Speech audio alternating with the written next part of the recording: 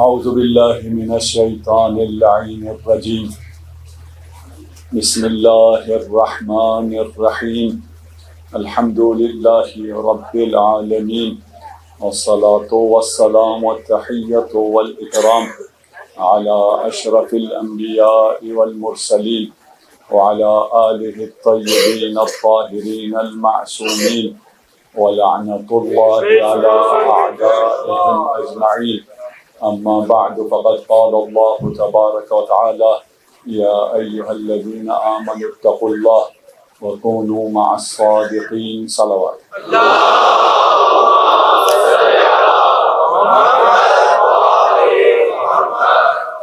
الحمدللہ آج کی اس مجلس میں باران رحمت نے بھی شرکت کی ہے، اور میرا سلام ہے ان جوانوں پر، ان بچوں بچیوں کو جو بارش میں کھڑے ہیں تاکہ یہ فرش عذاب بچھی رہے.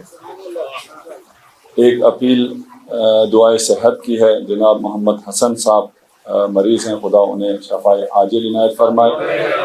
اور ایک یہ کوپن مجھے ابھی دیا گیا ہے شراکت عزاداری کے سلسلے محرم الحرام کے لیے، اور یہ کوپن فی شیئر 500 روپیہ ہے، اور یہ میں نے ابھی خریدا نہیں ہے، یہ مجھے ابھی بے عنوانی نمونہ دیا گیا ہے. آپ سے اپیل کرنے سے پہلے یہ 100 شیئر میں خود خرید رہا ہوں. جزاک اللہ. نعرہ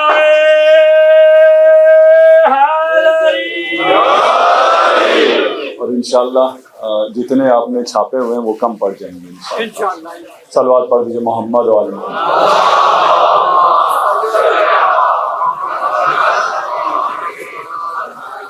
ہم اس ملک کے پرامن شہری ہیں، ہم نے یہ ملک بنایا ہے، اس ملک کو بچانا بھی ہم نے ہی ہے.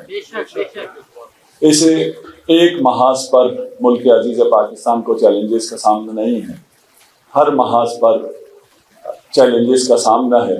الحمدللہ ابھی دہشت گردی کا سلسلہ کچھ تھما ہے، اگرچہ پارچنات کے حوادث ہمارے پیش نظر ہیں، لیکن جو فکری دہشت گردی ہے اس کا سلسلہ ابھی تھما نہیں ہے.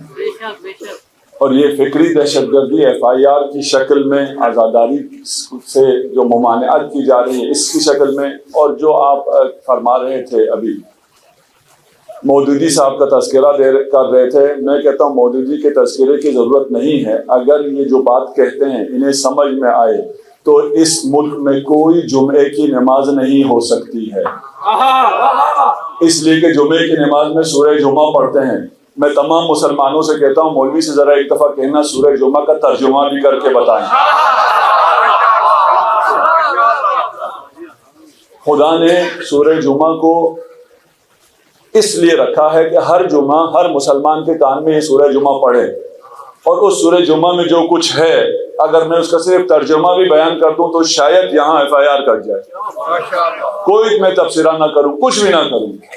خدا اگر چاہتا کہ یہ تذکرے نہ ہوتے، جو اچھے ہیں ان کا ذکر نہ ہوتا تو کربلا نہ ہوتی، جو برے ہیں ان کا ذکر نہ ہو تو سورہ جمعہ ہر جمعے میں تکرار نہ ہوتی.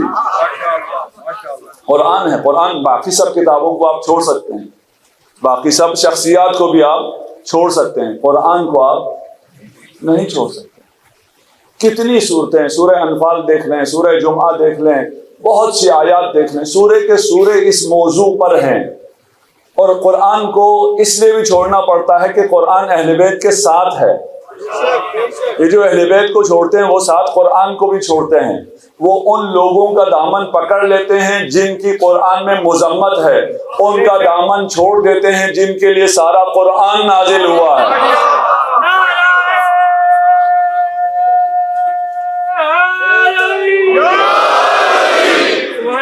ہمیں ہر فیلڈ میں آگے آنا ہے. ہم نے علم میں، اقتصاد میں، علم میں ایک جہت کی بات کر رہے تھے، صرف ایک قانون کا شعبہ نہیں ہے.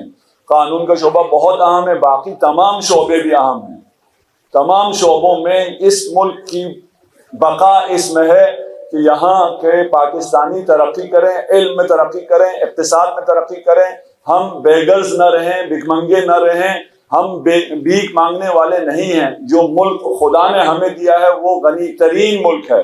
جو لوگ ہمیں دیے ہیں وہ باصلاحیت ترین لوگ ہیں. ان کے ہوتے ہوئے یہ ممکن نہیں ہے کہ ہم فقر میں رہیں، فلاکت پہ رہیں. میں نے یہاں کی مجلس میں نہیں، شاید کوثر کی مجلس میں عرض کیا تھا کہ جس گھر میں، حدیث ہے، جس گھر میں فقر داخل ہو جاتا ہے وہ اپنے ساتھ کفر کو بھی لے کے آ جاتا ہے. اس کے بعد ایک جوان آیا، اس نے کہا آپ کیا کہتے ہیں، ہم پیسوں کے پیچھے لگ جائیں؟ میں نے کہا نہیں، میں یہ نہیں کہتا کہ آپ پیسوں کے پیچھے لگ جائیں. پھر کیا کہتے ہیں؟ میں کہتا ہوں پیسوں کو اپنے پیچھے لگا لو. بھائی تم پیسوں کے پیچھے کیوں لگو گے؟ تم علی کے پیچھے لگو. تم علی کو اپنا امام بناؤ. علی وہ امام ہے جس نے دنیا میں جتنا کمایا ہے کسی شخص نے اتنا نہیں کمایا. دنیا بھی اتنی نہیں کمائی. آج کی اصطلاح میں علی بلینئر تھا. علی فقیر نہیں تھا، علی غریب نہیں تھا. اگر نہیں پہنتا تھا تو یہ نہیں تھا کہ اس کے پاس پہننے کو نہیں تھا. اگر نہیں کھاتا تو یہ نہیں تھا کہ اس کے پاس کھانے کو نہیں تھا. وہ 50 سے زیادہ مملکت جو آج کی ہیں اس کا حکمران ہوتے ہوئے اس کے دسترخوان پر ایک سے زیادہ غذا نہیں ہوتی تھی، لیکن کمایا تھا. آبار علی ابھی اگر آپ جائیں مدینہ تو آبار علی ابھی بھی موجود ہیں، جا کے دیکھیے گا. جتنی علی کی آمدنی ہے اس کا بھی حساب لگائیں. اگر آپ اس کا حساب لگائیں، علی نہ علی فقیر تھا نہ علی والا فقیر ہو سکتا ہے. یہ جو فقیر کا، جو ہم علی کے فقیر ہیں وہ اور معنی میں فقیر ہیں. یہ نہیں کہ ہمارے پاس کھانے کو نہیں ہے، ہمارے پاس کھانے کو بھی ہے، ہمارے پاس کھلانے کو بھی ہے. یہ جو سبیلیں لگتی ہیں اس میں کوئی نہیں پوچھتا تم کون ہو، کہاں سے آئے ہو، کیسے ہو، عقیدہ کیا ہے. تم اگر کھانے والے ہو، پینے والے ہو، ہمارے پاس کھلانے کو بھی ہے اور پلانے کو بھی ہے.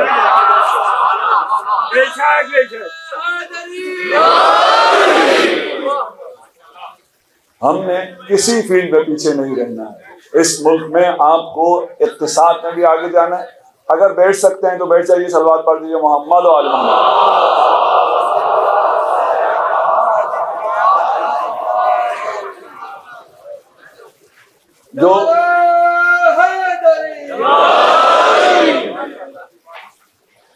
جو ہم نے آپ کو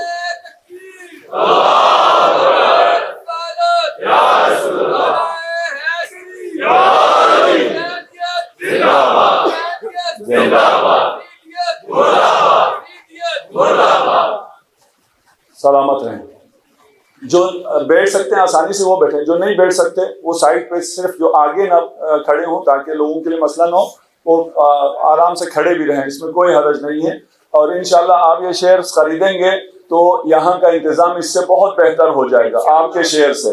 اور اس شیئر سے آپ کو اس جو باقی شیئر خریدتے ہیں اس سے بہت زیادہ فائدہ ہوگا، یقیناً فائدہ ہوگا. اس شیئر کا ایک فائدہ تو یہ ہے کہ آپ آئندہ سال یہاں آئیں گے، یہاں آپ آسانی سے انشاءاللہ مجالس برپا کر سکیں گے. دوسرا فائدہ یہ ہے کہ وہاں جہاں سب مشکل میں ہوں گے، میدان محشر میں آپ کو یہ شیئر کام آئیں گے. وہاں آپ کو، جس کے پاس نہیں ہے اس کا کوئی مسئلہ نہیں ہے، جس کے پاس نہیں ہے اس کے لیے کوئی مسئلہ نہیں، اس کا یہاں آنا شیئر ہے. اور در حقیقت صلوات پڑھ محمد و آل محمد.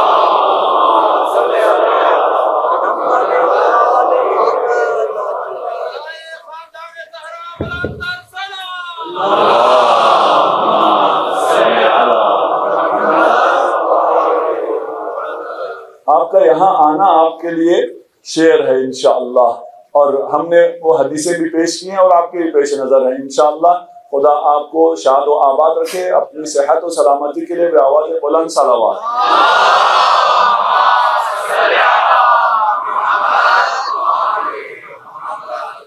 امیر المومنین ارشاد فرما رہے ہیں فَأَيْنَ تَذْهَبُونَ، کہاں جا رہے ہو؟ تمہارا علی جیسا امام ہے اور تم بھی دوسروں جیسے ہو، یہ کیسے ہو سکتا ہے؟ وَأَنَّا تُؤْفَكُونَ وَالْأَعْلَامُ قَائِمَةٌ وَالْآيَاتُ وَاضِحَةٌ وَالْمَنَارُ مَنْصُوبَةٌ. تم کہاں جا رہے ہو؟ تمہارے سامنے تو علی ہے. تمہارے سامنے جب علم ہے، جس کے ہاتھوں میں علم ہے وہ گمراہ نہیں ہو سکتا ہے. پھر کب؟ جب وہ علم کی پیروی کرتا ہو. صرف محرم میں اس کے ہاتھ میں علم نہ ہو، باقی سال میں بھی اس علم کو وہ پیش نظر رکھے. علم کسے کہتے ہیں؟ ہم تو اس کو علم کہتے ہیں جو پرچم ہے، علم عباس ہے، اسے بھی علم کہتے ہیں، اور پہاڑ کو بھی علم کہتے ہیں۔ والاعلام قائمہ، تم کہاں جا رہے ہو؟ یہ دیکھو، یہ جو کوہ ہے، عظمت امیر المؤمنین ہے، اسے کیوں نہیں دیکھتے ہو؟ علی اپنے آپ کو پہاڑ کی مثال دے رہے ہیں، علم کی مثال دے رہے ہیں۔ یہ پہاڑ، یہ علم، یہ چوٹی ہے، اس کے ہوتے ہوئے تم گمراہ نہیں ہو سکتے، اس لیے کہ پہاڑ جائے امن ہوتا ہے، پہاڑ فرار نہیں کرتا ہے، اسے امام مانو جو کرار ہو، فرار امام نہیں ہو سکتا ہے۔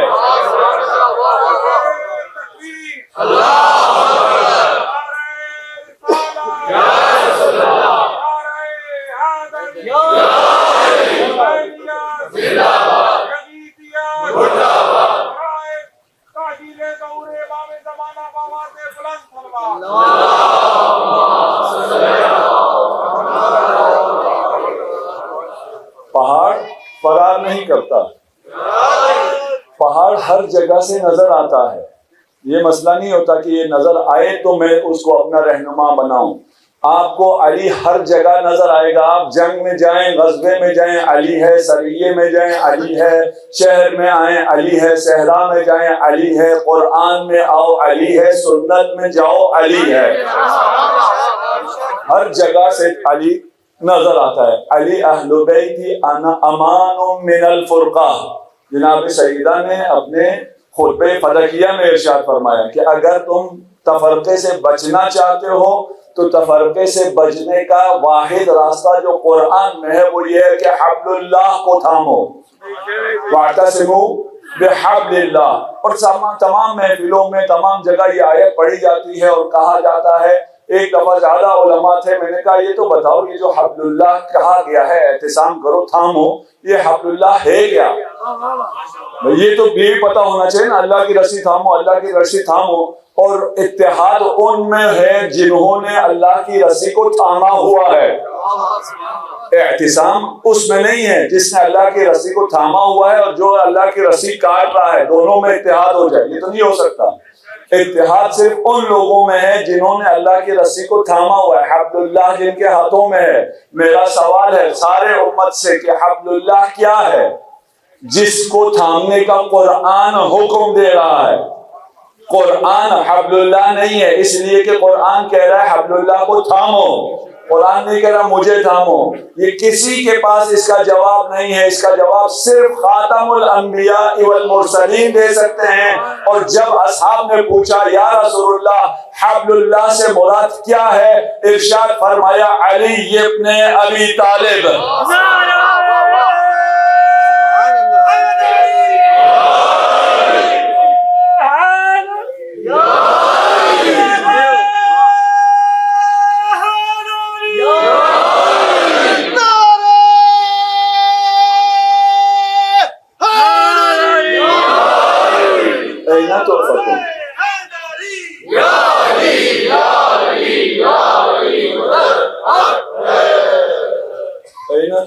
کہاں جا رہے؟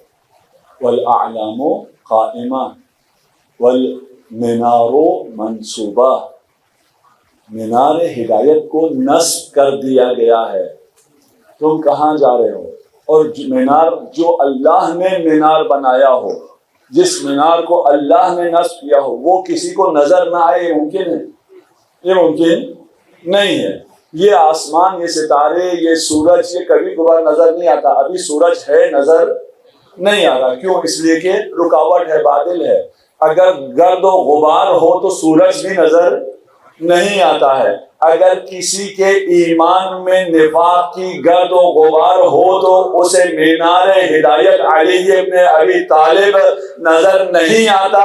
جسے نظر نہیں آ رہا وہ اس کا اپنا نصیب ہے، اس کے اپنے۔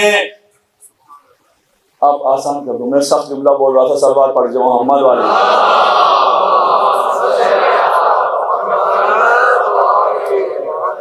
فَأَيْنَ يُتَاهُ بِكُمْ، تم کیوں گمراہ ہوئے جا رہے ہو؟ وَكَيْفَ تَعْمَهُونَ، کیوں سرگرداں ہو؟ وَبَيْنَكُمْ عِتْرَةُ الطَّاهِرَةِ، اہل بیت کے ہوتے ہوئے گمراہ ہو جاؤ اہل بیت کے ہوتے ہوئے تم رسوا ہو جاؤ، اہل بیت کے ہوتے ہوئے تم ذلیل ہو جاؤ، یہ کیسے ہو سکتا ہے؟ اس کی علت بھی بتا دی، فَانزِلُوهُمْ بِأَحْسَنِ مَنَازِلِ الْقُرْآنِ، اہل بیت کو وہی جائگہ دو، وہی مقام دو جو مقام قرآن کو حاصل ہے، تو تمہیں عزت ملے گی۔ قرآن کو کیا مقام حاصل ہے؟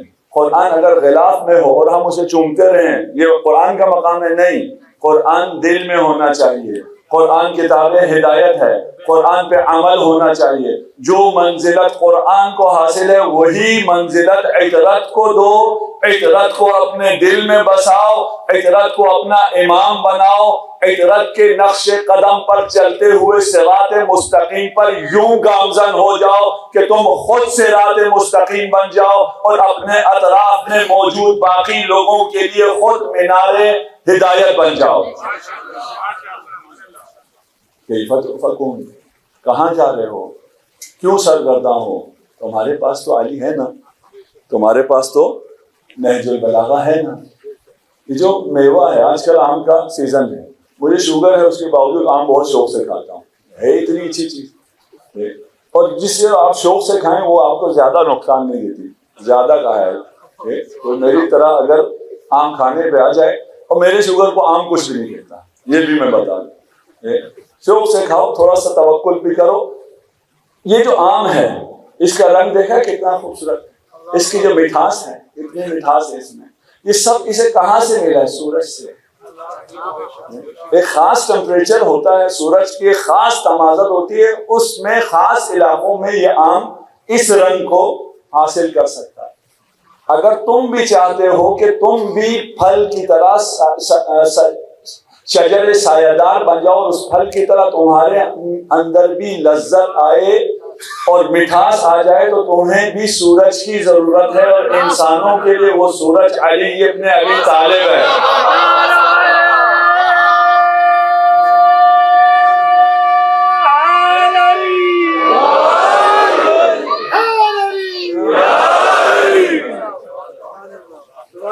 نہج البلاغہ کی طرف آنا ہوگا، اور میری ساری محنت یہی تھی کہ میں آپ کو نہج البلاغہ کی طرف لے آؤں۔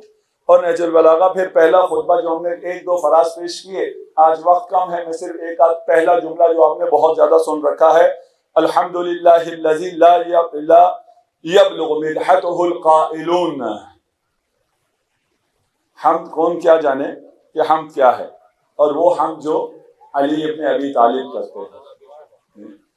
قرآن کا آغاز الحمدللہ رب العالمین، نہج البلاغہ کا آغاز الحمدللہ الذی لا یبلغ مدحتہ القائلون، صحیفہ سجادیہ کا آغاز الحمدللہ الاول بلا اول یکون قبلہ والآخر بلا آخر یکون بعدہ۔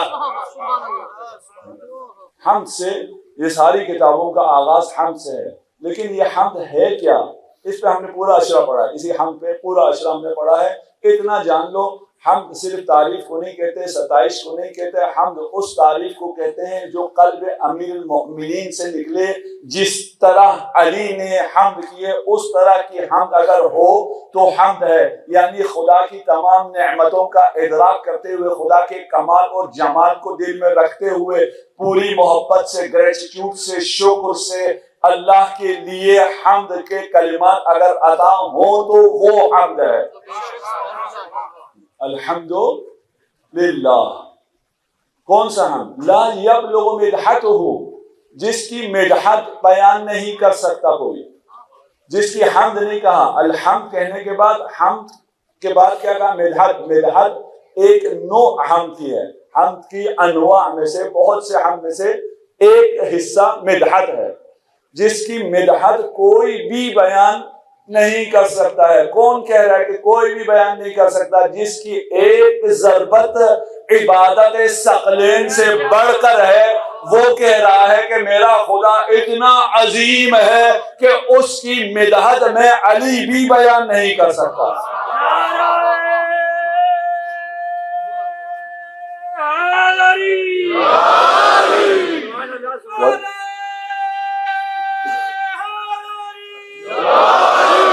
ولا يحصي نعماؤہ العادون، گننے والے اس کی نعمتوں کو گن نہیں سکتے. جانتے ہو کیوں نہیں گن سکتے؟ اس لیے کہ ان کو پہچان ہی نہیں ہے نعمتوں کی. گنیں گے کیا؟ پہلے تو پہچان ہونا چاہیے. آپ نہیں گن سکتے. انسان نے کہا، عادون کہا. آج کا انسان کو شاید کچھ پتا ہو. چیٹ جی پی ٹی، اگر آپ کو پتا ہے، چیٹ جی پی ٹی بھی بیٹھ جائے وہ بھی اللہ کی نعمتوں کو نہیں گن سکتا. تمام بشریت بھی بیٹھ جائے نہیں گن سکتا. اس لیے کہ نعمت کو گننے کے لیے معرفت شرط ہے. رسول خدا نے اپنے اصحاب سے کہا کہ بتاؤ تمہیں کیا کیا نعمات حاصل ہیں. جو بڑی نعمات ہیں اس کا ذکر کرو. سب سے پہلے حضرت ابوبکر آگے آئے. انہوں نے کہا مجھے جو ہے اچھی بیوی ملی ہوئی ہے، میرا باغ بہت بڑا ہے. دوسرا آیا، تیسرا آیا، چوتھا آیا. کم بیش سب نے یہ کہا جائیداد ہے، باغ ہے، بیوی ہے، اور یہ جو چیزیں خورما کے درخت ہیں، یہ وہ نعمتیں ہیں جس سے خدا نے ہمیں نواز رکھا ہے. پھر باری آئے علی ابن ابی طالب کی.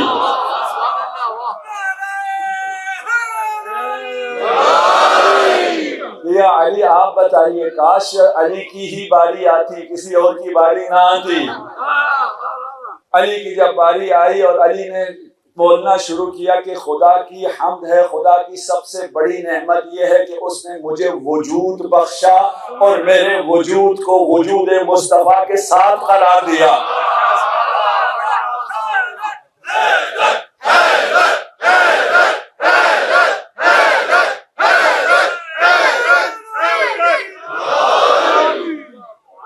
کیا گنیں گے لوگ جنہیں نعمتوں کا پتہ ہی نہ چل رہا ہو. جنگ حنین کے بعد جیسے آپ نے کہا کچھ لوگ مجبوراً مسلمان ہوئے تھے، کچھ لالچ میں ہوئے تھے.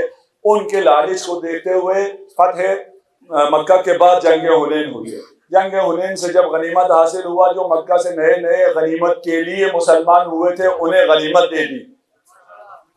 مسلمان غنیمت کے لیے ہوئے تھے انہیں غنیمت دے دی. اب وہ سارے اونٹ اور سارے گھوڑے اور ساری جو غنیمت تھی وہ لے کے چل پڑے، اور جو انصار تھے وہ مدینہ کی طرف چل پڑے. ان کے پاس کچھ بھی نہیں تھا، وہ خالی ہاتھ. انہوں نے گلہ کیا، جنگ ہم نے کی، یہ تو جنگ کرنے والے بھی نہیں تھے، یہ جنگ میں بھی آگے نہیں تھے، جنگ میں پیچھے پیچھے تھے. مسلمان بھی جنگ سے ہی ہوئے ہیں، مجبوری میں ہوئے ہیں، اور سارا ان کو دے دیا. رسول خدا نے کہا سارا یہ لے کے جا رہے ہیں؟ ہاں یہ سب لے کے جا رہے ہیں. کیا لے کے جا رہے ہیں؟ اونٹ بھی یہ لے کے جا رہے ہیں، گھوڑے بھی یہ لے کے جا رہے ہیں، گدھے بھی ہوں گے شاید گدھے بھی یہ لے کے جا رہے ہیں، اور جو تلوار بھی یہ لے کے جا رہے ہیں. جو بھی غنیمت ملا سب وہ لے کے جا رہے ہیں. کہا تم کیا لے کے جا رہے ہیں؟ ہم تو خالی جا رہے ہیں. رسول خدا کا ذرا غور سے دیکھو، ذرا غور کرو، وہ کیا لے کے جا رہے ہیں اور تم کیا لے کے جا رہے ہو. جب نہیں اصحاب کو جواب پتہ چلا، کہا ذرا غور سے دیکھو، وہ گدھے گھوڑے لے کے جا رہے ہیں، تم محمد کو لے کے جا رہے ہو.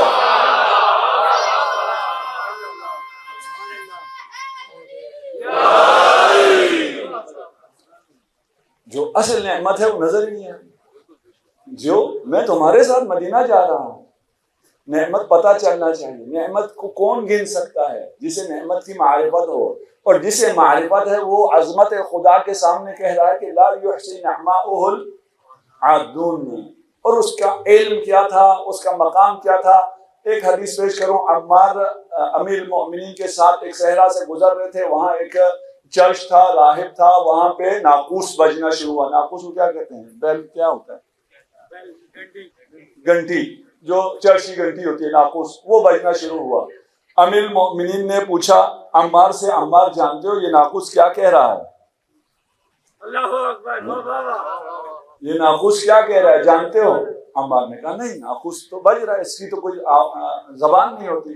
کہا نہیں، اب زبان بتا رہے ہیں امیر المؤمنین، ناقوس وہاں بج رہا ہے. اب میرے بیک گراؤنڈ میں ناقوس تو نہیں ہے، ذہن میں آپ اپنے ناقوس چلائیں. امیر المؤمنین نے کہا یہ ناقوس کہہ رہا ہے اہل الدنیا خلو خلا، اہل الدنیا خلو الدنیا مہلا مہلا رفقا رفقا، ان المولا صمد یبقى حقا حقا صدقا صدقا، یا مولانا ان الدنیا قد احوتنا واستغوتنا، ما من یوم یمضی منا الا اوہت منا رکنا، لسنا ندری ما قدمنا فیہا الا اذ قد متنا.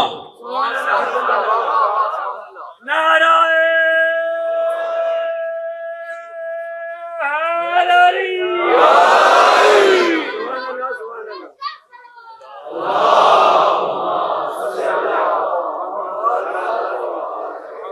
ناقوس بچ چکا. عمار نے امیر المومنین سے یہ سنا زبان ناقوس کیا ہے, ناقوس کہہ کیا رہا ہے. ابھی میں اس کا ترجمہ پیش نہیں کر رہا, ترجمہ وہی معارف ہے امیر المومنین, انہی کا خلاصہ ہے. اور یہ ناقوس کی زبانی کہ ناقوس کی بیل جو ہے وہ یہ کہتی ہے. عمار چلا گیا راہب کے پاس, راہب سے جا کے کہا ذرا ناقوس بجانا. انہوں نے تم کون ہو؟ کہا میں مسلمان ہوں. اب مسلمان کو کیا کام ہے ناقوس سے؟ کہا تم ذرا بجاؤ تو صحیح, میرے کہنے پہ ناقوس بجاؤ. اس نے ناقوس بجائی. عمار نے کہا یہ دیکھو یہ ناقوس کیا کہہ رہا ہے, اہل الدنیا خد الدنیا صدقا صدقا رفقا رفقا. اس نے جب یہ سنا اور سننے کے بعد کہا تم کون ہو, تمہیں ناقوس کی زبان کیسے آتی ہے؟ کہا میں علی کا غلام ہوں.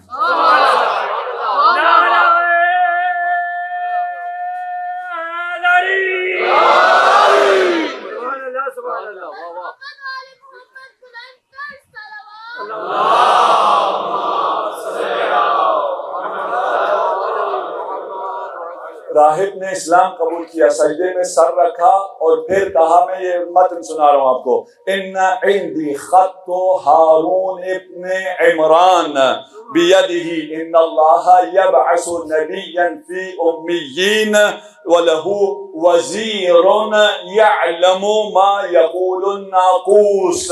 کہ ہارون اپنے ہاتھوں سے لکھ گئے ہیں اور ہارون کی تحریر میرے پاس موجود ہے. عمار دیکھو یہ ہارون کی تحریر ہے. ہارون نے اس میں لکھا ہے کہ اللہ امیین میں ایک رسول مبعوث کرے گا, اس کا خلیفہ ناقوس کی زبان جانتا ہوگا.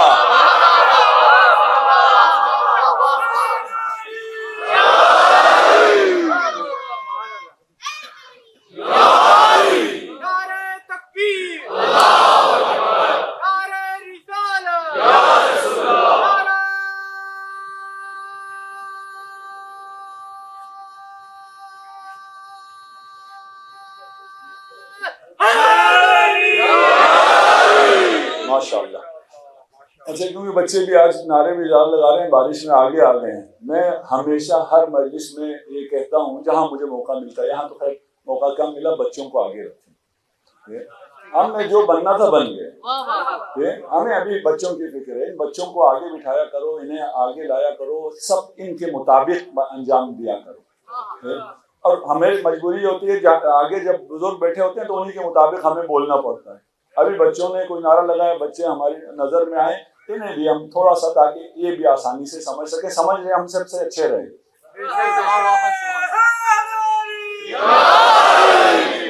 قرآن میں 4 حشرات کا ذکر ہے. ان 4 حشرات میں سے ایک چونٹی ہے, دوسرا مکھی ہے, تیسرا عنکبوت مکڑی ہے, اور چوتھی شہد کی مکھی ہے نحل. سورہ نحل بھی ہے, سورہ نمل بھی ہے, سورہ عنکبوت بھی قرآن میں اس کا ذکر ہے. اور انہیں پھر تشبیہ دی گئی ہے انسانوں کے ساتھ. چونٹی کو تشبیہ دی گئی ہے اہل دنیا کے ساتھ. چونٹی جو ہے وہ اہل دنیا کی طرح ہے, یعنی اہل دنیا چونٹی کی طرح ہے. چونٹی کیا اہل دنیا کی طرح ہے؟ چونٹی کیا کرتی ہے؟ شب و روز کام کرتی ہے. صبح و شام کام کام اور کام, دن کو کام رات کو کام, بارش آئے تو بھی کام, سورج ہو تو بھی کام, جہاں مرضی ہو سب کام, اور پوری فیملی کام کرتی ہے. بچہ بھی کام کرتا ہے, ماں بھی کام کرتی ہے, باپ بھی کام کرتا ہے. اہل دنیا ابھی دیکھنے ایسا ہے یا نہیں ہے؟ یہ نا کام کام کام, اور کام کے علاوہ انہیں کسی اور چیز کا پتہ ہی نہیں ہے. صبح کی شفٹ لگائی, شام کی شفٹ لگائیں گے, بیگم بھی جا رہی ہے, باپ بھی جا رہا ہے, بچے بھی اگر تھوڑے بڑے ہو گئے وہ بھی کام کر رہے ہیں, کما رہے ہیں. کیا کرنا ہے بھائی اتنا کما کے؟ اتنا کما رہے ہو, بچوں کو کھو رہے ہو. اگر بچوں کو کھو رہے ہو تو پھر تم نے کیا کام آیا؟ یہ چونٹی ہے جس کو کوئی آخرت کی فکر نہیں ہے, معاد کی فکر نہیں ہے, اخلاق کی فکر نہیں ہے, قیام کی فکر نہیں ہے, ویلیوز کی فکر نہیں ہے, صرف اسے کمانا ہے, صبح و شام کمانا ہے. ہم نے اہل دنیا نہیں بننا ہے. ہمیں جو حکم ہے امیر المومنین کی طرف سے وہ یہ ہے کہ ایسے زندگی کرو دنیا کے لیے جیسے دنیا نے ہمیشہ کے لیے رہنا ہے, اور ایسے کام کرو اور آخرت کے لیے ایسے کام کرو جیسے کل تمہیں موت آنی ہے. دونوں کو بیلنس رکھنا ہے. انشاءاللہ اہل دنیا تو یہاں نہیں ہے نا, اہل دنیا ہوتے تو یہاں تو نہ آتے. ایام عزا کے بعد بھی اس کا خیال رکھیں کہ صرف کام کام کام کام نہیں، آپ کام کریں، بہترین کام کریں. الکاسب حبیب اللہ، اور اپنے خاندان کے لیے، بچوں کے لیے کمانے والا سب سے افضل ہے، اس کی بہت زیادہ منزلت ہے. لیکن کس لیے کما رہے ہو یہ بھی تو پتا ہونا، وہ مقصد ہو. اور پھر اگر تمہیں یقین ہو تو پھر کچھ برکت پر بھی ایمان رکھو.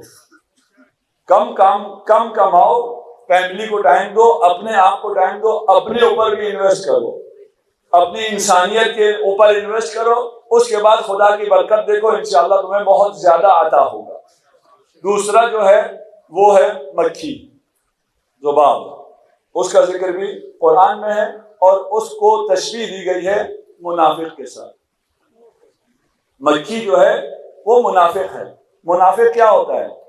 زبان پہ کچھ ہے، دل میں کچھ ہے.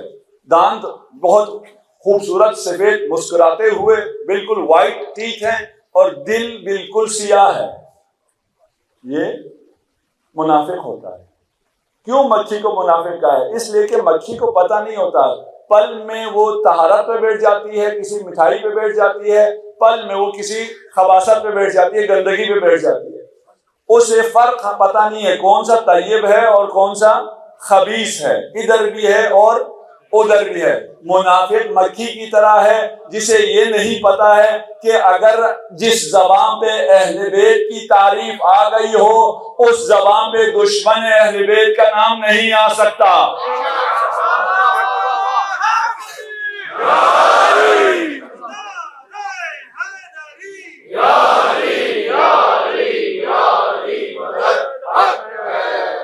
یہ ممکن نہیں، یہ منافق ہے جو اہل بیت کا بھی نام لے اور دشمن اہل بیت کا بھی نام لے. کیوں؟ اس کے ویوز بڑھ جائیں، ویوز ہی ملیں گے. اور اس میں بھی جو مومن سارے دیکھتے ہیں وہ وہاں بھی اس کے اوپر لعنتیں بھیج دیتے ہیں. اس ویوز کو کیا کرنا ہے؟ دنیا میں بھی لعنت، آخرت میں بھی لعنت. بھائی اگر مومن ہو، جسارت نہیں کرنا، گستاخی نہیں کرنا، دل آزاری نہیں کرنا، وہ سب اپنی جگہ ہے. لیکن تعریف اس کی کرنی ہے جو تعریف کے قابل ہے. جس زبان پہ علی کی تعریف ہو، اس زبان پہ دشمن علی کا نام نہیں آ سکتا.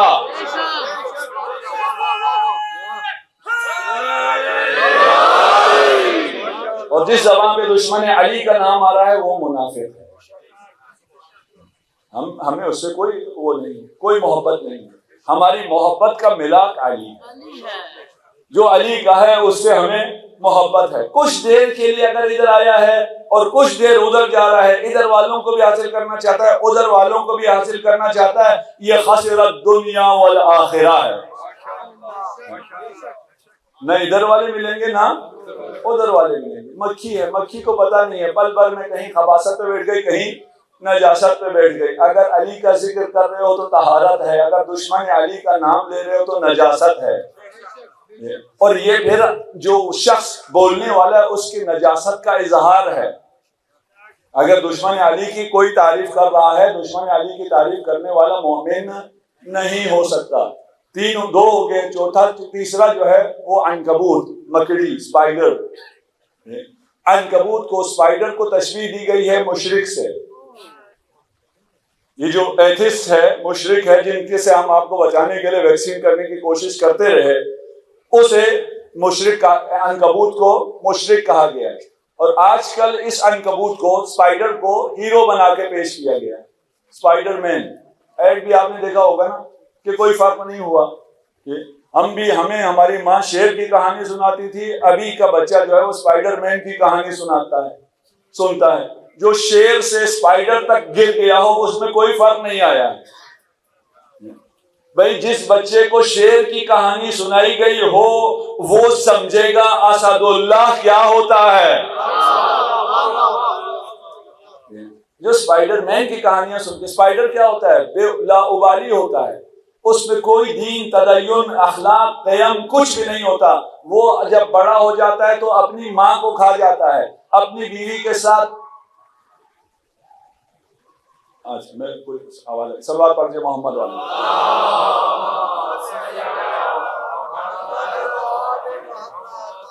میرے پاس گھڑی بھی نہیں ہے، کوئی مجھے تھوڑا سا کہیں گھڑی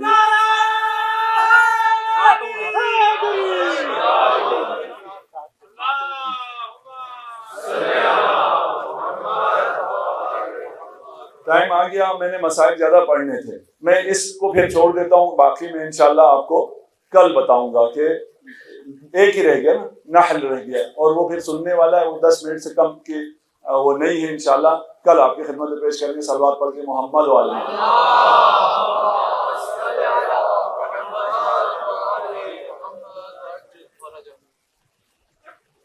غزوہ تبوک میں جب جا رہے تھے, اور غزوہ تبوک بھی پڑھنے والی غزوہ ہے, سارے غزوے پڑھنے والے ہیں, جو بھی غزوہ پڑھو, جو بھی سیرت پڑھو, سب جگہ تمہیں جو چیز واضح نظر آئے گی وہ ہے علی ولی اللہ. سیرت کا ایک ایک لفظ, ایک ایک حرف جو ہے وہ علی ولی اللہ ہے. وہاں ایک ایک کر کے لوگ ہٹتے چلے گئے, ٹوٹتے چلے گئے, اور جو رہ گئے جنہوں نے رسول کو چھوڑا انہیں ابھی لوگوں نے پکڑا ہوا ہے کہ یہ صحابی تھے. ان میں سے ابیذر بھی رہ گئے پیچھے. جب ابیذر پیچھے رہ گئے تو باقیوں نے کہا کہ آپ تو بہت کہتے تھے, یہ پیچھے رہنے والا نہیں ہے, یہ بھاگنے والا نہیں ہے, یہ بھی رہ گیا. کچھ رسول خدا نے ارشاد فرمایا نہیں, ابیذر بھاگنے والا نہیں ہے, پہنچ جائے گا, کسی وجہ سے رک گیا ہوگا. ابیذر جب پہنچے دیکھا کہ پیاس سے بہت نڈال ہیں. جیسے ہی رسول خدا کے کاروان تک پہنچے پیاس سے بے ہوش ہو گئے. کہا جلدی پانی پلاؤ. جب پانی پلایا گیا دیکھا ابیذر پانی لے کے آ رہا تھا, مشکیزے کو پانی سے بھرا ہوا ہے, اور پیاس سے بے ہوش ہو گیا. لوگوں نے پوچھا ابیذر ایسا کیا ہوا, یہ کیا ہوا؟ کہا میں نے جب آ رہے تھے مجھے ایک چشمہ ملا, وہ چشمہ بہت شیرین تھا, بہت میٹھا پانی تھا, میں نے اس سے اپنے مشکیزے کو بھر لیا اور میں چلا, میں تھوڑا پیچھے رہ گیا. کہا پھر اتنی پیاسے تھے پانی کیوں نہیں پیا؟ کہا جب تک رسول خدا اس چشمے سے پانی نہ پئیں اور میں پانی پی لوں, یہ کیسے ممکن ہے؟ یہ وہ وفا ہے جو علی والوں میں ہے. علی والوں کا وفا یہ ہے, اور اس وفا کی وجہ سے شہنشاہ وفا ان لعمی العباس منزلۃ یغبطہ جمیع الشہداء. ابی الفضل العباس کے لیے ایک ایسی منزلت ہے جنت میں, جب سارے شہداء اس مقام اور منزلت کو دیکھیں گے تو غبطہ کھائیں گے. کسی نے پوچھا کہ عباس اور سلمان میں کون بڑا تھا, کس کا مقام زیادہ تھا؟ امام کو جلال آیا, امام نے ارشاد فرمایا کہ میرے عم عباس جس کی طرف نگاہ کریں وہ سلمان بن جاتا ہے. عباس اور سلمان میں مقایسہ ہے. جب عباس متولد ہوئے, کیسے کہوں,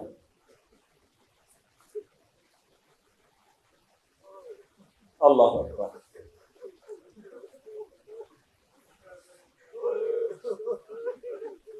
آپ کو امیر المومنین کی بارگاہ میں پیش کیا گیا. امیر المومنین نے عباس کو دیکھا, ہاتھ کے بوسے لینا شروع کیے. ام البنین پریشان ہو گئی. امیر المومنین میرے بیٹے میں کوئی نقص ہے؟ اگر کوئی پریشانی ہو ام البنین سے توسل کرو, باب الحوائج, ساری پریشانیاں دور ہو جائیں گی. توسل کرتے ہیں ام البنین سے. آج جتنے مریض ہیں خدا سب کو شفائے عاجل عنایت فرما. ام البنین نے پوچھا امیر المومنین میرے بیٹے میں کوئی نقص ہے, میرے بیٹے کے بازوؤں میں کوئی نقص ہے؟ امیر المومنین نے ارشاد فرمایا میں اسے نقص کی وجہ سے نہیں, کمال کی وجہ سے اس کے بوسے لیتا. کہا ایسا کیا کمال ہے؟ کہا یہ حسین کے کام آئیں گے. ام البنین نے کہا کہ حسین پہ میری ساری اولاد اور دنیا کی سارے بچے قربان. سلام آپ پر ام البنین. عباس اجازت لے رہے ہیں, بس میں نے وقت آ گیا, میں نماز سے پہلے ختم کرنا چاہوں گا, اذان سے پہلے. عباس اجازت لے رہے ہیں, لیکن عباس کو اجازت نہیں ملتی. بار بار اجازت لیتے ہیں. حسین فرماتے ہیں عباس تو میرے لشکر کا علم بردار ہے, اگر تو نہ رہے گا تو لشکر نہ رہے گا. جب لشکر نہ رہا تب بھی حسین یہی کہتے رہے, مطلب یہ تھا کہ عباس تو خود لشکر ہے, اگر تو نہ رہا تو حسین کا کیا ہوگا. جب پیاس کی شدت میں اضافہ ہوا اور پیاس نے سب سے زیادہ علی اصغر کو ستایا، جسے نہ پانی ملا ہو نہ دودھ ملا ہو، اور رباب بچے کو لے کر زینب کے پاس آ گئے۔ زینب نے اس بچے کو لیا، اس کی حالت دیکھی، بھائی کے پاس نہ جا سکتی تھی، حسین کو نہ بتا سکتی تھی، عباس کے پاس آئی، دکھایا عباس علی اصغر کی حالت دیکھو، کہیں سے پانی کا انتظام کرو۔ عباس حسین کے پاس آئے، علی اصغر کا نام نہ لیا، سکینہ کا نام لیا، العطش کی اور آوازوں کی طرف توجہ دلائی، کہا مولا اگر جنگ کی اجازت نہ ہو مجھے پانی لانے کی اجازت دیجیے۔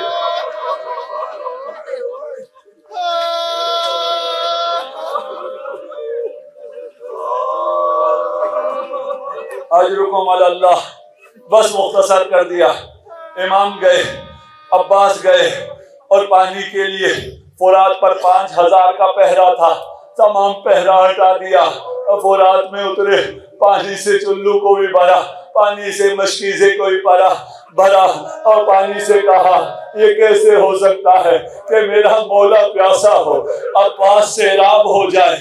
مشکیزے کو لے کر نکلے، اشقیاء نے چاروں طرف سے حملہ کر دیا، لیکن کوئی عباس کے سامنے نہ آ سکا۔ ایک لعین نے چھپ کر عباس کے دائیں شانے پر وار کیا، عباس کا دائیں شانہ قلم ہوا، لیکن عباس بڑھتے رہے، مشکیزہ بائیں شانے پر رکھا، بائیں شانہ بھی قلم ہوا، مشکیزہ دانتوں میں لیا، اپنے آپ کو مشکیزے پہ گرایا۔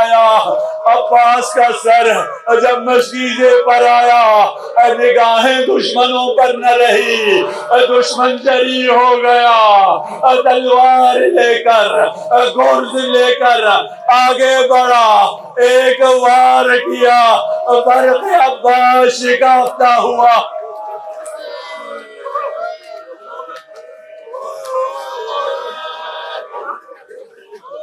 اجرکم علی اللہ۔ آج شب تاسوعا ہے، یہ راتیں پھر نہیں ملتی، اب رات تقریباً داخل ہو گئی ہے، عباس جہاد کر رہے ہیں، عباس کی آس باقی ہے، لیکن ایک آواز آتی ہے فوقع سہم فی الرقیہ، مشکیزے میں آ کر ایک تیر بے وست ہوا، قلب عباس میں تیر بے وست تھا، لیکن عباس نہ رکا۔ جب مشکیزے سے پانی بہ گیا، عباس نے گھوڑے کو روک لیا، سکینہ سے پانی کا وعدہ کر کے آیا تھا، اب کس طرح جاتا؟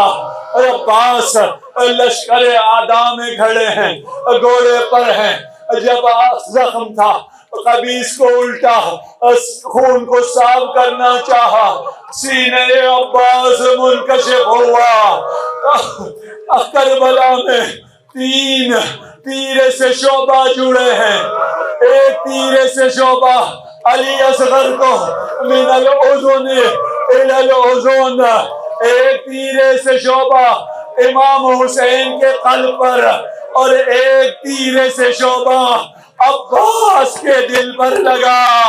عباس سنبھل نہ سکے، گھوڑے سے گرنے لگے، زہرا نے لات چھوڑا، فریاد کی یا اللہ اب میرے بیٹے کی خیر۔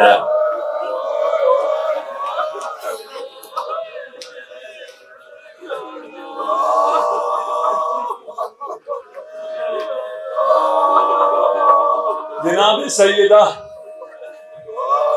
اس محفل سے راضی نہیں ہوتی جس میں عباس کے مصائب نہ بڑھے جائیں، اور اگر عباس کے مصائب میں سے عباس کے گھوڑے سے گرنے کے مصائب نہ بڑھے جائیں تو جناب سیدہ راضی نہیں ہوتی، اور اگر کوئی عزادار اس سے گریہ نہ کرے تو جناب زہرا راضی نہیں ہوتی۔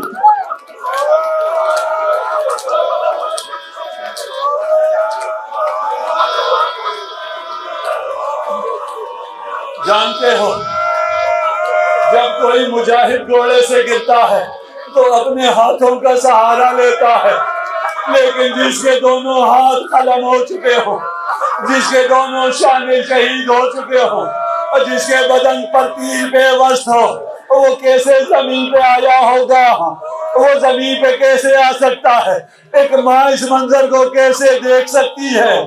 زہرا نے پکارا، عباس بیٹا اپنے بھائی کو آواز دو، عباس ادرک اخاک۔ جب ماں سے اجازت ملی ساری زندگی کبھی حسین کو بھائی نہ کہا، ماں کی اجازت سے کہا اخا ادرک اخا، بھیا بھائی کی خبر لیجئے۔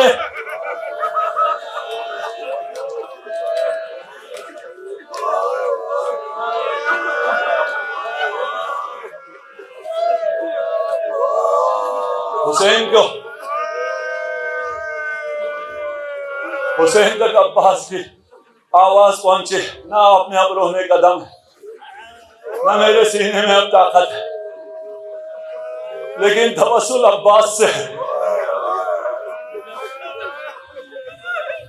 جناب سیدہ کو راضی کرنا ہے۔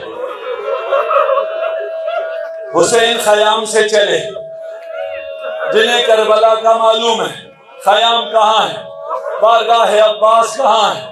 حسین کو آنے میں دیر ہو گئی۔ اب عباس وہ شیر جس کے نزدیک کوئی نہ آ سکتا تھا، زمین پہ پڑا تھا، جو بھی آتا ایک ضرب لگا دیتا۔ اب وہی ہوا جو مدینہ کے کوچوں میں ہوا، مدینہ کے گلی میں جو ہوا، اور وہی یہاں ہوا۔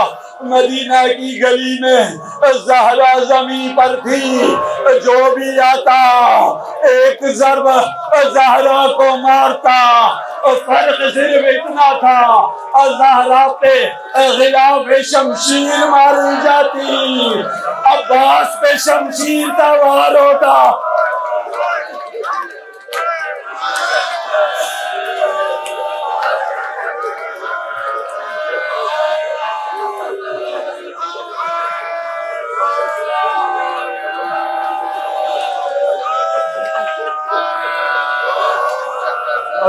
اللہ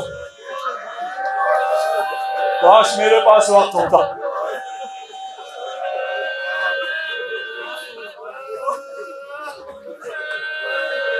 ان لعینوں نے صرف مارنے پر اکتفا نہیں کیا، صرف تلواروں کے زخم پر اکتفا نہیں کیا، صرف نیزے کے زخم پر اکتفا نہیں کیا، اب انہوں نے عباس کو لوٹنا شروع کیا، عباس کو تاراج کرنا شروع کیا۔ عباس ابھی زندہ ہے، عباس کو لوٹنا شروع کیا۔ کسی نے عباس کی زرہ اتاری، کسی نے عباس کی قمیص اتاری۔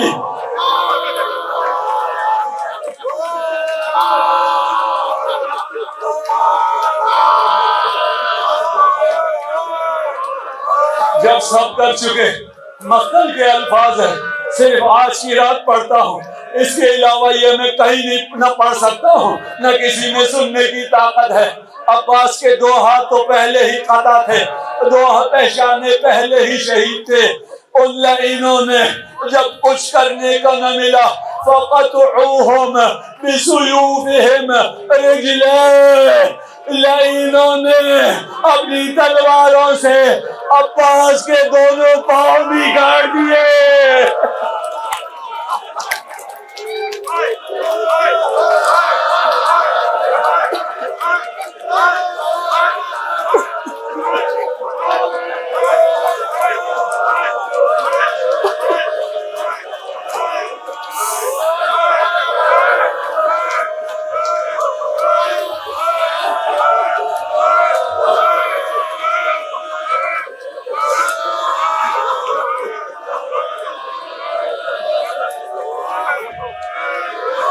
حضرکم اللہ۔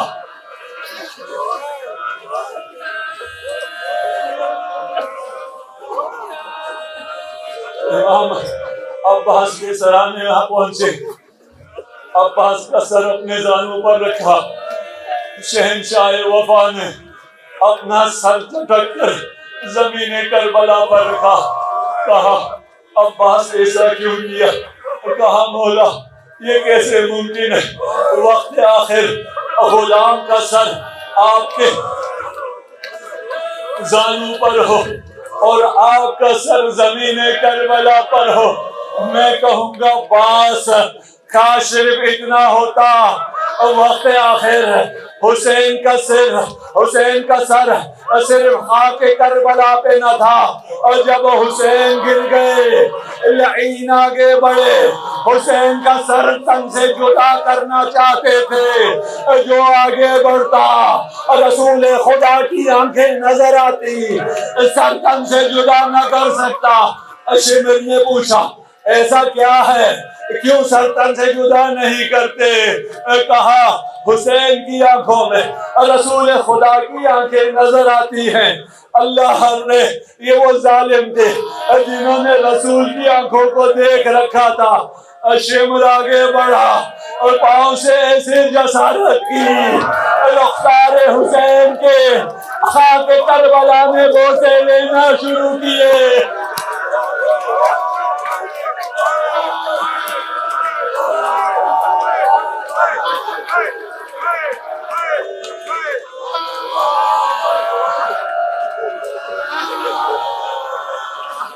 آجرکم اللہ۔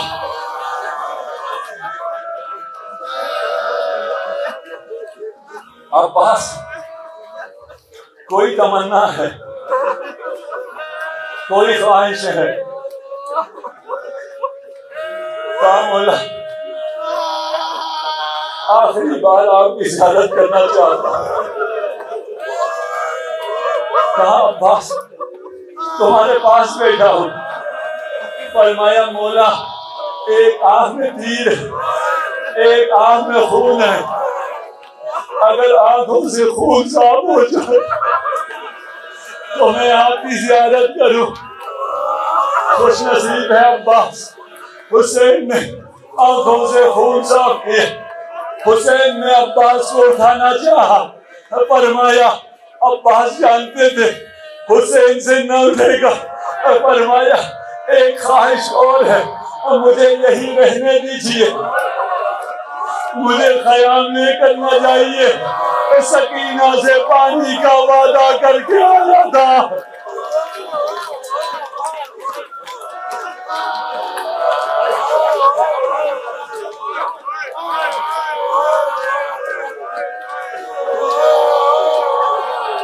حسین نے عباس کا علم اٹھایا،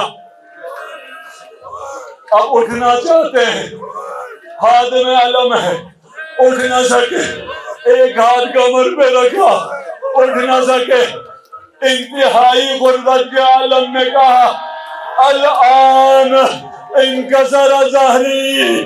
عباس تیری موت نے حسین کی کمر توڑ دی۔